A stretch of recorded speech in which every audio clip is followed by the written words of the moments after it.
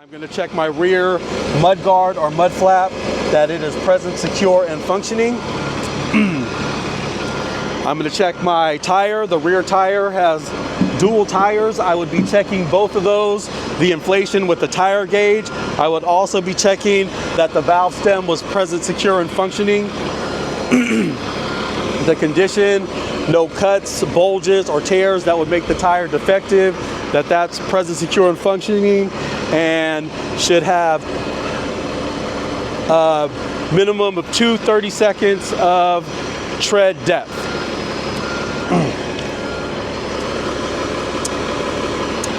Moving on to the rim, I'm going to check that the rim is present, secure, and functioning, that there are no cracks or illegal welds. I'm going to check my bud spacers to make sure that those are present, secure, and functioning, and there's no debris that may cause damage to the tires. Those are clear and free, so those are present, secure, and functioning. I'm going to check my lug nuts the same way as I did the front.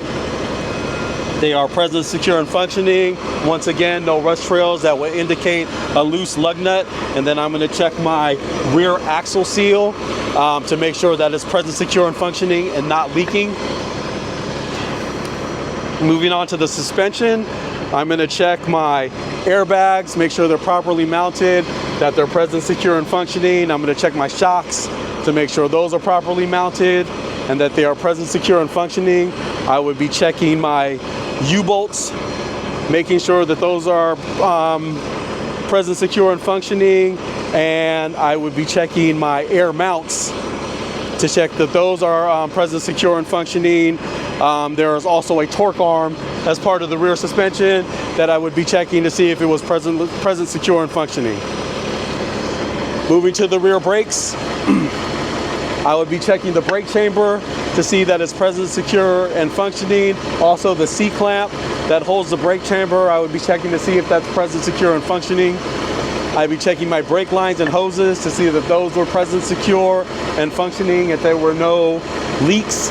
And I would be checking my slack adjuster and push rod, making sure that those are present, secure, and functioning.